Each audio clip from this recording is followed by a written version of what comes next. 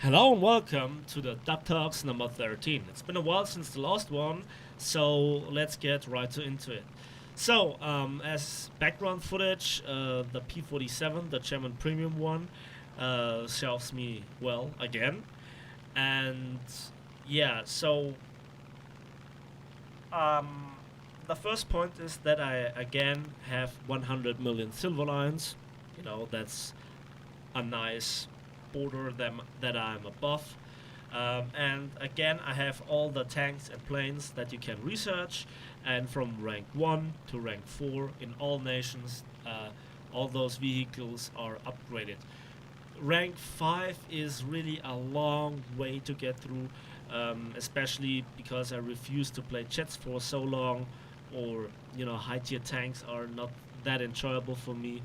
Eventually, I will, take that as well as a challenge, and some of the vehicles are spaded already, certain German jets and also certain high tier tanks such as the Chieftain, the 10.5 centimeter Tiger, and so on. You know what I'm talking about. So the upcoming videos will be the Soviet Spitfire with a little bit of discussion, and the Grand 1 slash the M3 Lee tank review. And those two videos will be in the old setting. If you haven't noticed, on the Panther video I used new settings, so 1080p and 60 fps hopefully will become standard from now on. So yeah, they're already uploaded, the mentioned videos, and as I mentioned, they use the old settings. So then the next question is, do I actually put out too much content for you guys in a video per day? um, do you actually prefer certain types of videos? Are there types of videos that you don't like on my channel? Leave a comment in the comment section. Would be nice to to know this. But from what I've seen from the views on certain videos and from the comments and likes and dislikes, you guys really seem to like those intros, such as on the Panther or the Yak Tiger or the Tiger video. You guys really seem to like that. But believe me, it's a lot of effort. Also, those kill compilations, for example, on the Wall of Warships Bayern video, that takes a lot of time. Which brings me to the next point. I love to make those videos, but it's taking a really long time to get proper footage, to get it in the right order, to cut it, maybe to go even into the replay files and record them from there. So, from the right camera perspective, with the right recording speed and all that stuff, it's not that easy. The next thing would be that the music I use is often copyright protected, and I always will mention the music and give you the link from where I have it. But I don't want to get into trouble, let's say in a year, because from a video that's 1.5 years old, just that what I'm talking about. So I'm looking for copyright-free music, but often this music is not what I need for this kind of video. When I need a rock song, or even more so, I have a lot of ideas for videos, and I know a song, but I know that this song is copyright protected. What can I do? The whole idea of this video lost on the shoulders of the song, because the song fits. In the terms of the Panther video, it was Pantera, Panther A. It's a bad joke, but I wanted to do it, for a quick laugh, and but there are so many more ideas that I have in my mind that it's a shame because I can't really execute them, or I need a lot of people to help me with certain projects that I want to do. Like I have an idea for a video, but I need a few guys in a custom battle, and they need to have the right tanks and so on and so on. Then I need their replay files. I need to work with the replay system in War Thunder, which is not the best in the first place because when you overshot the scene, you have to start the replay uh, again from the start, you know. And when you have a replay where you did scenes for like an hour and you don't notice the time, and even with the time 16 speed, you know, it's kind of not very nice to jump there, you know, and to do it all again. So it's a long time you have to invest, which is kind of unnecessary. Yeah, it's really a lot of work. Um, which brings me to the following problem, that with a lot of those ideas, I actually would, you know, be kind of similar to certain videos of fellow YouTubers, you know, such as Squire with its nature documentary. I have ideas that are pretty similar to it, and I actually told some of those ideas to him. He seemed to be interested, but he doesn't have a lot of time. That was a long time ago, and I have come up with certain ideas myself. I don't want to say, you know, I want to ask for permission, because I need no permission for that, obviously. I mean, it's the internet, it's my idea, and everything was already done on the internet, so that would be more of a, if he wants to work together with me. Now, the next thing would be about ships, and that is where the community comes in. And at the moment, I don't understand the community, to be very polite. Even some of my comments, or comments in my comment section to be more precise, have been very critical towards Gaijin, and I don't understand this, because, you know, it's a closed beta test. We began with tanks, with reserve tanks, and now we have all the monsters in the game, and we have even ATGMs and AAA vehicles, half tracks, and so on. You know, the diversity within tanks is huge. We have 4 nations and a lot of vehicles, you know, and so it's just a beta test. And I actually really support the idea of Gaijin, you know, starting with little ships. And when they are fun, then they can think about how to make bigger ships fun. And if people talk about, yeah, just give it to us and make it realistic, and if it takes time, it doesn't matter, we will take the time. Yeah, you say it now, but when you played the 3rd battle a day and you spent 8 hours, you know, just sailing around, getting no research points, getting no silver lines, and then getting one-shotted, is not fun, you know. So that's kind of the solution that people come up with, which is totally unrealistic. And then they complain and bitch and whine and actually have no idea what they're talking about, or, which is even worse, they know exactly what they're talking about, but talking bullshit anyways, because it gives a lot of traffic in their YouTube comment section, and likes and dislikes, and a lot of views. People are coming back to the videos, adding more views, and they just live off the controversy, which is not a nice thing, because that is then on the back of Gaijin, because Gaijin actually does the right thing in this case, you know. And well, yeah, some people are just stupid, and so many people fall for it every single time. Yeah, I don't know, just a raw idea would be, try it with PvE, and there might be, you know, arguments for it, arguments against it. People would love it, people would dislike it, and at the end, maybe it would just disappear again. What do I know? And how to make PvE challenging, because if I look at certain tank bots or plane bots, they are not the smartest in the world, really. Then, yeah, Then let's talk about 50 cals and how they just simply change throughout patch for patch and even within a patch. At the moment, I was quite surprised with my A5 video, the Saber, the F86 Saber. I was quite surprised on how effective 50 cals are, even on unspaded or unupgraded 50 cals.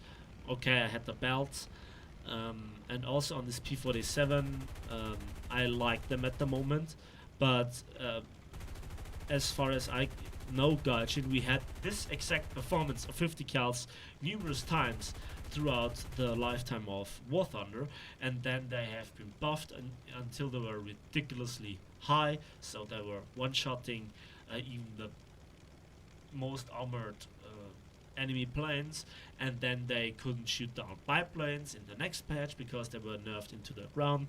Then there is the difference between actual fighter M2 Brownings and then M2 Brownings within bombers, because they seem to perform a bit different, and also they change within a patch and throughout all the patches. So in terms of overall reliability, I'm forced to say that cannons are a bit more reliable in their killing power, but this was a thought early on in my career, so to speak, of War Thunder, when I flew my BF-109 F4 back in the days when it had 20mm gun pods. I thought to myself, well, 50 cals are a good idea. They have a higher caliber than my 7.92 machine guns, and they have a higher rate of fire than the 20mm guns. Also, overall, they have more ammunition, have a higher shot density in the air, have a better trajectory, and are normally better. But back in the days, they just didn't perform at all. So yeah, but at the moment they perform really nice. So that's your chance to get your jets or props spaded at the moment, if you know how to play them, of course. Then yeah, I think now it's time to also praise Gaijin a little bit. Yes, you heard me right. Praise Gaijin. Now this will not be the part where I begin to butt-lick Gaijin. No. But, just talk about certain facts. Just simply mentioning facts that every one of us sees every day in the game. And I have to make here the comparison to World of Tanks, which I played and stopped playing because of its bad sides, which are overwhelmingly bad, in my opinion. And still to World of Warships, which I still play and actually enjoy to a certain degree. Otherwise, I wouldn't play it. Now, first of all, the graphics. I mean, look at the background footage. That's just amazing. Look at the how it looks in the distance. How the planes look. The dust, the sky, the sun, everything looks really good. And also the models of the planes and tanks are spectacularly well modeled. If you have a PC and a monitor like I do, I mean I play at very high settings on a 4K monitor, it just looks spectacularly good. Yeah, so that's the graphics. Obviously, the graphics don't make a game. What about the gameplay? I think it's more encouraging to play War Thunder than to play World of Tanks or World of Warships. For example, when you get taken out early on and somebody got a kill on you, so you didn't crash, you didn't ram, or you didn't bail out, your crew doesn't have a penalty. That means that you can go straight into the next battle and not have to wait up to 20 minutes until the battle is over, which is very frustrating. And then when you research a new plane or a new tank, you don't have to do any retraining, which is so bad, which is so bad. I hate it in World of Warships. Either you have to pay real money, or you have a massive penalty on your commander if you play World of Warships, or your entire crew if you play World of Tanks. Yes, there are ways to get more crew percentage, but that means to sacrifice experience, which you have previously earned. So it's to a large degree paid to be competitive. And I hate this so much. That's the bad part, you know? I mean, yes, it's not as bad in World of Warships as it is in World of Tanks, where it is ridiculous, but nevertheless, it's there. Then, in World of Warships and World of Tanks, you have to play the previous tank or ship to get the next one. And that is, not necessary within War Thunder, so you can skip ships, which are, you can skip planes and tanks to this moment, which are not performing very well. So that's a very good thing. But if you use the predecessor, you get a 30% bonus to your already earned research points, which is really nice, to be honest. Then also the option for getting talismans, not just on a random basis with the lottery, which is also a pretty nice thing within War Thunder. And yeah, I know there is this sarcastic name from the community, the Wheel of Poverty, but hey, it's there. It's better than nothing, really, and it's for free. But also the option to pay yourself, to purchase yourself a talisman for a tank or a plane is a much cheaper option than actually purchasing often the very same plane, which is just a premium. Yes, you don't have the silver line earnings that you have with the premium, but therefore you can purchase one cheap premium. And I'm sticking with my belief that the German P-47 together with the German Wellington are the money makers within the game, and they really are not that expensive. I mean, look at the video again that I made. I'm sticking to it. I have 100 million silver lines. I know how to make money. So yeah. Then also, if you just log in on a daily basis, you get not just Silverline boosters or research point boosters.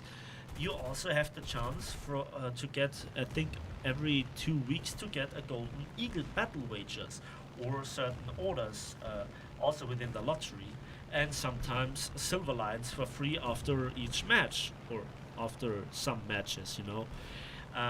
Then the diversity of planes and tanks in the game is just ridiculous. I mean, when you look at World of Tanks, what do you have? Tank destroyers, heavy tanks, medium tanks, and light tanks. But here in War Thunder we have heavy tanks, we have also medium tanks, we also have light tanks, we also have tank destroyers, but furthermore we have ATGMs. Okay, I'm not a fan of them, but we have them. There might be people that like them. Bastards. And then we have also AAA vehicles, which I really like. Except that ZSU-57 too, but that's a different topic. Overall, the variety is great. Also, we have a lot of planes. We have all different kinds of bombers, attackers, fighters, heavy fighters, ground strikers, anti-bomber planes. We have so much in the game. Yes, we don't have everything in the game that could be there, TU4, but still, how good this game is in its, not just graphical, also the gameplay, the game mechanics. I mean, yes, if you complain about RNG in War Thunder, you definitely have a point, but you're complaining on a very high level if you compare it to wargaming titles. So that's that. Then, yeah, compared to wargaming titles, the RNG in this game is really under control. It's there, but it's under control. And I think to not wait after you got taken out by the enemy after the battle is so much better, so much nicer. And also the war bonds are a great opportunity by just playing to get additional, boosters or you know, I don't know, free vehicles, free premium vehicles of lower tier. I mean, yeah, at some point, Gaijin must restrict what they're giving, due to the simple fact that they have to make money at some point. But but I'm really okay with, just paying the money for a premium account, or being a tank collector. Also, sometimes I get huge discounts on really expensive planes, or tanks. Like a lot of the premiums that I own, I either won in certain events, like the Russian Spitfire I won, the American Spitfire I won, the German LA5 FN I won. Um, I won so much more planes, in the game. A lot of the Russian vehicles were reward vehicles, or I got 75% discounts, and at that point, I was okay with it to pay the price as a collector. Not everybody of you is a collector, I know it's just pixels and digital goods, but I like to collect it nevertheless. So, I think in this respect, War Thunder really is player friendly, and there is much to improve for Gaijin. But the base is there, and it's a good base. They just need to fix certain things that have to be fixed, and they have to continue their way. Maybe they should work a bit more together with the good part of the community, and not just go for and listen to the screamers, because those Trump guys, they scream the loudest, they get the most attention, but they also cause the most uproar and the most controversy. So yeah, I think that's it, not just for this battle. So after that, I think let's have a quick look at the post-battle result screens, shall we? And as you can see, the Wheel of Poverty, you're not so poor after all, aren't you? So that's like, what is it? 200,000 silver lines within one battle. Just saying. So, I think that's it. Thanks for watching. Thanks for listening. Give this video a like if you did. Let me know in the comment section what you think about the whole issue with the ships and so on, and the good sides, maybe also the bad sides about War Thunder, and subscribe if you want to see more. Anyways, see you in the skies or on the battlefield.